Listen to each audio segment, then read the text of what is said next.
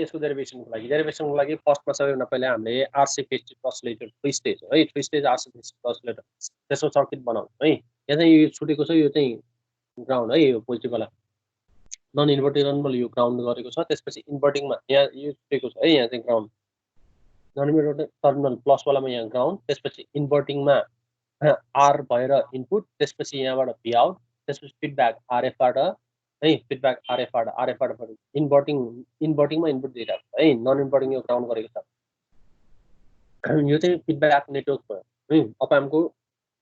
default है operational अपएममा जहिले पनि हामी फिडब्याक नेटवर्क हुन्छ यो फिडब्याक नेटवर्क है आरएफ त्यसपछि यसमा आरसी फेज अस्सिलेटरमा हामीले आरसी नेटवर्कबाट पनि फिडब्याक दिन्छौँ है फिडब्याक जुन चाहिँ डाइरेक्ट इनपुटमा दिन्छौँ इनपुट आर भएर गएको छ नि मेन इनपुटमा दिन्छौँ भनेको त्यहाँबाट जुन आउटपुट भ्याउट आएको छ त्यसमा RC first RC second RC त्यसपछि थर्ड आरसी भनेको 3 stage first stage second stage 3 stage RC phase shift है यसबाट हामीले के गर्यौं फिडब्याक यो भिएफ भनेको फिडब्याक भोल्टेज हो यो कहाँ दियौ इनपुटमा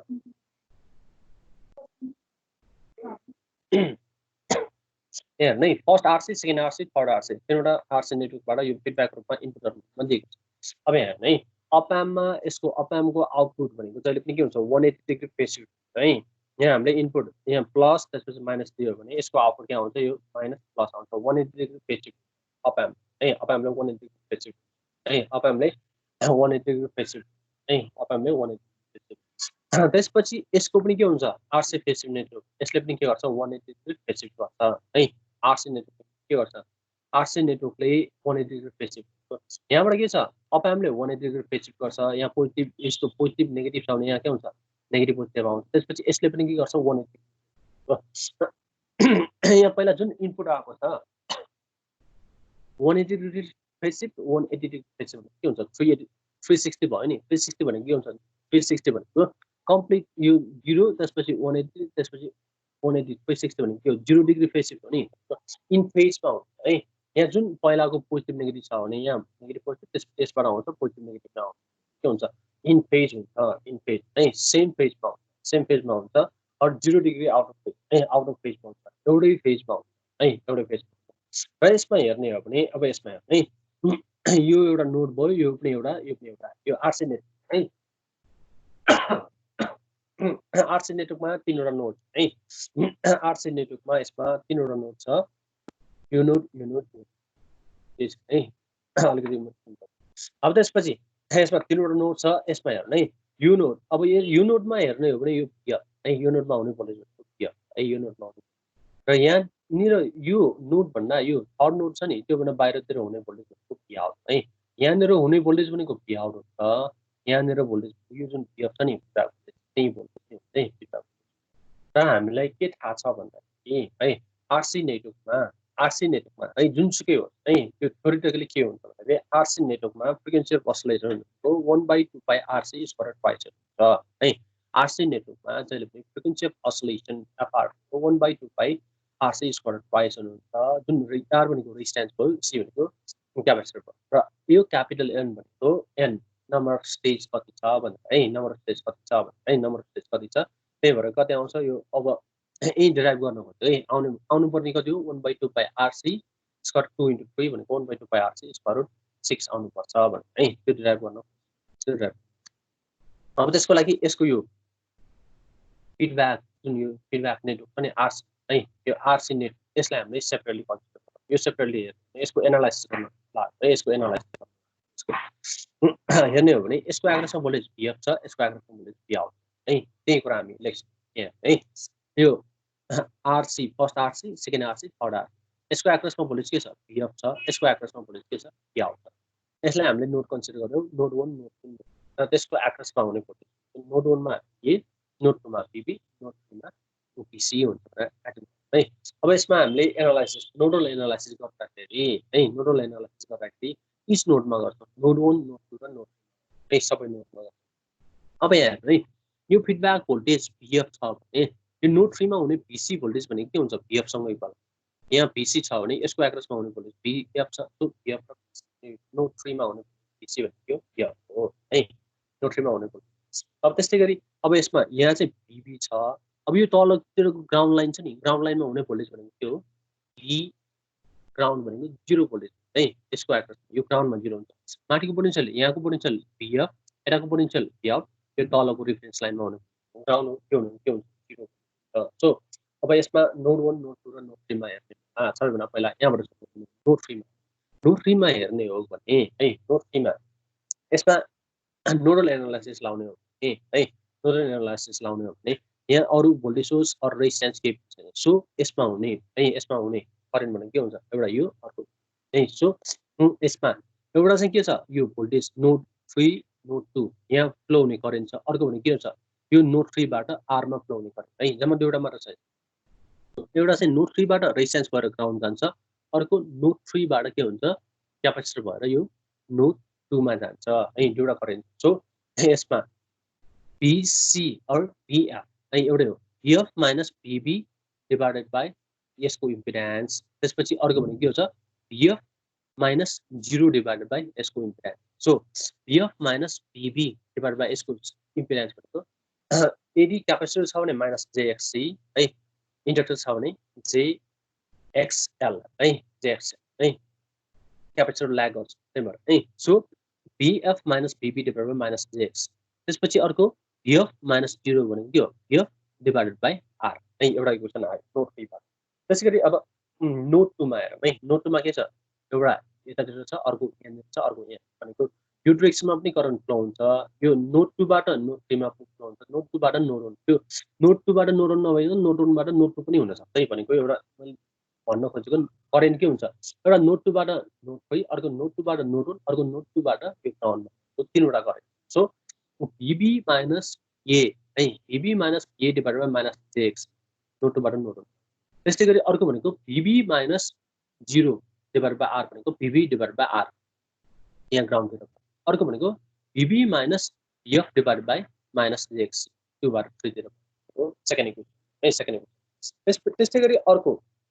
हामीले यसमा हेरौँ है अर्को यसमा हेरौँ यो नोड 1 मा हेरौँ अब नोड 1 मा हेरौँ है नोड 1 मा एउटा के छ नोड 1 देखि नोड 2 सम्म एउटा छ त्यसपछि नोड 1 बाट ग्राउन्ड सम्म एउटा छ त्यसपछि अर्को भनेको यहाँ पनि क्यापेसिटर छ नि अघि यता केही पनि कम्पोनेन्ट थिएन त्यही भएर यता यो नोड 3 बाट ग्राउन्ड र नोड 3 बाट 2 मा अहिले नोड 1 मा के छ नोड 1 बाट नोड 2 छ नोड 1 बाट ग्राउन्ड छ अर्को नोड 1 बाट यहाँ पनि क्यापेसिटर भनेको यता पनि केही न केही करेन्ट फ्लो हुन्छ त्यहाँ V नट भन्ने एउटा भोल्टेज सोर्स छ नोड 1 बाट यहाँ V नट हुन्छ है सो यसको इक्वेसन हो हेर्ने हो के छ यसको इक्वेसन एउटा भनेको VA माइनस V आउट है VA minus V out divided by minus JXC अर्को भनेको VA माइनस 0 है डिभाइडेड बाइ R भनेको A बाइ R अर्को भनेको A minus BB divided by minus JXC है यति तीनवटा इक्वेसन अब यो तीनवटा इक्वेसन हामी सल्भ गरेर बस्दैनौँ है सल्भ गर्दाखेरि धेरै टाइम लाग्छ त्यही भएर त्यो डाइरेक्ट सल्भ गर्दाखेरिको आको इक्वेसन है अनसल्भिङ इक्वेसन 1 2 एन्ड है तीनवटा इक्वेसन सल्भ गर्दाखेरि यो इक्वेसन सल्भ गर्दाखेरि कति आउँछ भन्दा डाइरेक्ट हामीले लेख्छौँ यो चाहिँ याद गर्नु अनसल्भिङ इक्वेसन 1 2 एन्ड 3 त्यो सल्भ गर्दाखेरि आउने भ्यालु भनेको यसमा अननोन भोल्टेज अननोन के छ एउटा VF छ है सो VF बाइ VF है त्यो भनेको के हो गेन भयो है VF बाइ VF सो VF बाइ VF को गेन है VF बाइ VF फिडब्याक यो त्यसपछि आउट है अनसल्भिङ इक्वेसन 1 2 एन्ड 3 यसबाट आउने भनेको VF बाइ VF त्यो भनेको बीटाको भ्यालु भयो जसको भ्यालु भनेको यसमा भएको R3 है यो R तीनवटा छ R क्यूब है R क्यूब डिभाइडेड बाइ तल चाहिँ क्यूबको फर्ममा हुन्छ है तल पनि यो याद गर्ने R cube divided by R cube minus यहाँ यता 5 यहाँ चाहिँ 6 है अगाडिको रियल पोर्सन पछाडिको चाहिँ इमेजिन है यो चाहिँ याद गर्नुपर्छ है R क्यूब डिभाइडेड बाइ तीनवटा एक्सप्रेसन छ नि है तीनवटा एक्सप्रेसन छ so R cube divided by R cube minus 5RX square यसमा युज हुने टर्म भनेको के छ एउटा चाहिँ R छ अर्को के छ X छ अर्को नि छ हैन नि यसको रेजिस्टेन्स यसको इम्पिडेन्स भनेको R नै हो यसको इम्पिडेन्स भनेको के हो XC क्यापेसिटरको इम्पिडेन्स X नै हो so R cube divided by R cube minus 5RX square के छ R क्यूब त्यसपछि यो R क्यूब भएकोमा यहाँ R मात्र छ बाँकी के छ X स्क्वायर अल टुगेदर के छ यो पनि क्यूबमा छ यो पनि क्यूबमा छ इम्पिडेन्स क्यूब है माइनस 5 त्यसपछि प्लस J इमेजिनरी अब यहाँ है यहाँ रेजिस्टेन्स आएको छ भने त्यसको अपोजिट XC क्यूब है यहाँ R cube minus 5RX square R cube minus 5R बाँकी के छ अर्को कम्पोनेन्ट भएको X स्क्वायर अब त्यसपछि इमेजिनरीमा के छ यो r छ भने यहाँ xc है यहाँ कपी है xc क्यूब माइनस यहाँ 5 छ त्यो 6 है 5 र 6 है x क्यूब माइनस 6 अब यहाँ के छ xc क्यूब छ सो xc मात्र त्यसपछि बाँकी के छ r r चाहिँ के छ यो क्यूबको फर्म भनेको beta equals to r cube divided by r cube minus 5r x square plus यो पछाडिको इमेजिनरी यहाँ r क्यूब छ xc क्यूब माइनस 6 xc त्यसपछि r स्क्वायर है यो वाला फर्मुला यहाँ अब यसमा के हुन्छ भन्दाखेरि है यो के हुनु पर्छ भन्दाखेरि 180 डिग्री फेज शिफ्ट हुनको लागि है यो नेटवर्कले के भनेको छ हामीले यो नेटवर्कले 180 डिग्री फेज शिफ्ट गर्छ भनेको छ नि आरसी फेज शिफ्ट नेटवर्कले अब हामीले 180 डिग्री यसले पनि 180 degree phase shift network shift गर्छ भनेको सो यसले 180 डिग्री फेज शिफ्ट गर्नुपर्छ भनेपछि के हुनुपर्छ 1 डिग्री फेज शिफ्ट हुन्छ यो इमेजिनरी पोर्सन है बीटा मस्ट बी रियल है pure real for 180 degree phase shift 180 degree phase शिफ्टको लागि यो के हुनुपर्छ प्योर रियल पोर्सन हुनुपर्छ रियल हुनुपर्छ यदि यसमा जे मा समथिङ कम्पोनेन्ट छ भने है यहाँ इमेजिनरी पोर्सन भयो के हुन्छ त्यो भ्यालु के हुन्छ जस्तै यो 5 डिभाइडेड 5 प्लस j4 भयो भने इमेजिनरी पोर्सनको भनेको के हुन्छ इमेजिनरी पोर्सन छ भने x प्लस j जस्तै 5 प्लस j5 छ भने के हुन्छ यहाँ समथिङ एंगलमा कुनै एउटा भ्यालु पनि आउँछ नि है एंगल जस्तै a प्लस ib भनेर हामीले गर्छौं नि a मात्र छ भने के हुन्छ रियल पोर्सन मात्र भयो इमेजिनरी छ भने त्यो एंगलमा समथिङ के हुन्छ एंगलमा minus something value or plus something value आउँछ नि है त्यो भने के हुन्छ इमेजिनरी पोर्सन छ भने ठ्याक्क त्यो रियल मात्र नभएर अरु इमेजिनरी आउँछ प्योर रियल हुनुपर्छ बीटाको भ्यालु रियल हुनुपर्छ त्यसले गर्दा मात्र के हुन्छ 1 डिग्री फेज शिफ्ट हुन्छ नत्र भने के हुन्छ यसमा इमेजिनरी पोर्सन छ भने पछाडी a प्लस ib भयो भने त्यसको भ्यालु के हुन्छ म्याग्निट्युड m त्यसपछि angle plus or minus 5 degree 10 degree something आउँछ नि हामीले त्यो क्याल्कुलेट गर्दाखेरि a प्लस ib को हामीले म्याग्निट्युड निकाल्यो भने के हुन्छ म्याग्निट्युड m त्यसपछि angle minus 10 degree plus 10 degree minus 15 something आउँछ त्यो एंगल पनि एड हुन्छ एंगल एड भयो भने के हुन्छ 180 डिग्री फेज शिफ्ट हुँदैन त्यही भएर यो हामीले इमेजिनरी के हुनु जिरो हुनुपर्छ भनेर इमेजिनरी पोर्सन जिरो हुनुपर्छ सो इमेजिनरी पोर्सन जिरो भयो भने के हुनुपर्छ इमेजिनरी पोर्सन है यो इमेजिनरी पोर्सन जिरो हुनुपर्छ भने के हो x cube minus 6r square x zero हुनुपर्छ भने है 1 डिग्री फेज शिफ्टको लागि बीटा रियल हुनुपर्छ र इमेजिनरी पोर्सन जिरो हुनुपर्छ भने है imaginary portion zero means x cube minus 6r square x zero अब यो पछाडी लग्यो भने के हुन्छ x square equal to 6r square भयो हामीलाई निकाल्न पर्ने के हो फ्रिक्वेन्सी x भनेको 1/2 पाइ fc x भनेको 1/ओमेगा c 1/ओमेगा c 1/2 pi fc so 1/2 pi fc square to r square यो स्क्वायर क्यान्सल भयो के हुन्छ 1/2 pi fc equals to square root 6r हुन्छ है f इक्वल्स कति आयो 1/2 पाइ r चाहिँ स्क्वायर रुट 6 आयो यसरी हामीले बीटाको भ्यालु है बीटाको भ्यालु प्योर हुनुपर्छ त्यसलाई के हुनुपर्छ 180 डिग्री फेज शिफ्ट हुन्छ बीटाको भ्यालु प्योर हुनुपर्छ प्योर हुनलाई यो इमेजिनरी पोर्सन जिरो हुनुपर्छ भने इमेजिनरी पोर्सन जिरो भएन भने a प्लस ib हुन्छ त्यसको म्याग्निट्युडमा समथिङ एंगल एड हुन्छ अर सबट्र्याक्ट भयो भने 180 डिग्री फेज शिफ्ट हुँदैन त्यही भएर इमेजिनरीलाई जिरो गर्यो इमेजिनरी गरेको 1 f इक्वल्स टु 1/2 पाइ r चाहिँ इक्वल टु 6 आयो है यसरी आएको अब त्यसपछि त्यसमा हामीले है oscillation फेरि एउटा कन्डिसन oscillation हुनको लागि अब के छ यो इमेजिनरी पोर्सन जिरो आउने के भयो 180 डिग्री फेज शिफ्ट भयो फेज शिफ्ट मिन्स के हुन्छ यो oscillation हुँदाखेरि के हुन्छ बीटाको भ्यालु कति आउँछ बीटाको भ्यालु कति आउँछ oscillation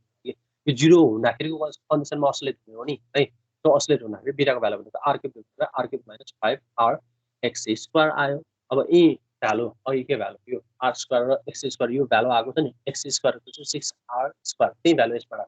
है for oscillation beta equals to r cube divided by r cube minus 5r x square त्यो भनेको इमेजिनरी पोर्सन जिरो गर्दाखेरि अब x स्क्वायर भनेको कति छ यो 6r स्क्वायर त्यही 6r स्क्वायर को भ्यालु राख्छौं यो गर्दाखेरि कति हो -1/29 बीटाको भ्यालु कति हो -1/29 हो है -1/29 त्यसपछि हामीले Pokhara criteria of oscillation भनेर त्यसमा AB को भ्यालु युनिटी हुनुपर्छ भनेर प्रोडक्ट अफ AB को भ्यालु युनिटी हुनुपर्छ भनेर पढेको है Pokhara criteria of oscillation मा AB को भ्यालु युनिटी हुनुपर्छ भनेर पढेको सो AB है AB को भ्यालु A बीटा को इक्वल टु 1 र A बीटा को भ्यालु कति छ -1/29 A को भ्यालु -29 र यो के छ अप एम्प के छ इन्भर्टिङ अप एम्प है यो है अप एम्प के छ यहाँ इन्भर्टिङ अप एम्प छ इन्भर्टिङ है इन्भर्टिङमा इन्भर्टिङ अप एम्प छ है इन्भर्टिङ अप एम्प छ है सो गेन भनेको कति हो -rf/r हुनु गेन इन्भर्टिङ छ भने माइनस आरएफ बाई आर है यदि नन इन्भर्टिङ छ भने 1 plus RF by R inverting छ भने minus RF by R non inverting छ भने 1 प्लस आरएफ बाई आर अब यहाँ के छ inverting so 1 minus RF by R र 1 को भ्यालु कति हुनुपर्छ यसमा 29 हुनुपर्छ माइनस 29 आरएफ बाई आर यसमा फिडब्याक रेजिस्टेन्स 29 टाइम्स आर आउनुपर्छ है यसमा फिडब्याक रेजिस्टेन्स भ्यालु है फिडब्याक रेजिस्टेन्स भ्यालु अघि हामीले गर्यौ नि आर को भ्यालु एज्युम गरेर फिडब्याकको निकाल्यौ नि है आर को भ्यालु हामीले 10 के एज्युम गर्यौ त्यही भएर फिडब्याक भ्यालु कति आयो 29 into 10 गरेर कति आयो 290 आयो त्यसरी हामीले क्याल्कुलेसन गरेको है यो हो आरएफ फिडब्याक र त्यो इनपुट रेजिस्टेन्स भ्यालुको रेजिस्टेन्स भ्यालु अर त्यसमा सर्किटमा त्यो जुन रेजिस्टेन्स युज गर्ने आरसी मा त्यो रेजिस्टेन्सको भ्यालु कति छ त्यसको 29 टाइम्स फिडब्याक रेजिस्टेन्स पर्छ है फिडब्याक रेजिस्टेन्स 29 यो आर को भ्यालु यो आरएफ को है आरएफ को भ्यालु के हुनुपर्छ यो आर को भ्यालु 29 टाइम्स और यसमा भएको आर को भ्यालु भन्दा 29 टाइम्स यो ग्रेटर हुनुपर्छ भनेर त्यसरी हामीले निकाल्यौ त्यसरी हामीले आरसी फेजको प्रिन्सिपल कति आयो 1/2 पाई आरसी स्क्वायर रुट 6 है 1/2 पाई आरसी स्क्वायर रुट 6 है त्यसरी 1/2 पाई आरसी 6 त्यसरी हामीले आरसी फेज प्रिस्टेज आरसी फेज अस्लेटको प्रिन्सिपल है अस्लेट प्रिन्सिपलको तर यसमा यो फर्मुला चाहिँ याद गर्नु यो एउटा याद किनकि यो हामीले डेराइभ गर्न यो सल्भ गर्न सक्दैनौँ टाइम धेरै लाग्छ डाइरेक्ट यही फर्मुला लेख्छु यो फर्मुलामा के हुन्छ बिटा रियल हुनु लागि बिटा रियल हुनुपर्छ 1 बेसिस भनेर यो इमेजिनरी पोर्सनलाई 0 गराखेरि इमेजिनरी पोर्सन 0 गराखेरि जुन क्यापिटल आउँछ त्यही नै हो र त्यो 0 छ भने के हुन्छ अस्लेट हुन्छ फर अस्लेसन बिटाको भ्यालु यो यति हुन्छ यसबाट के हुन्छ यसबाट बिटाको भ्यालु -1.29 र फर्गुसन क्राइटेरिया अनुसार एबी को भ्यालु ए बिटाको भ्यालु 1 आउँछ गेन -29 हामीले के थाहा gain RF by R RF को भ्यालु 29 आर आउँछ भनेर यसरी हामीले आरसी फेज अस्लेटरको है आरसी फेज अस्लेटरको डिजाइन गर्न सक्छौं है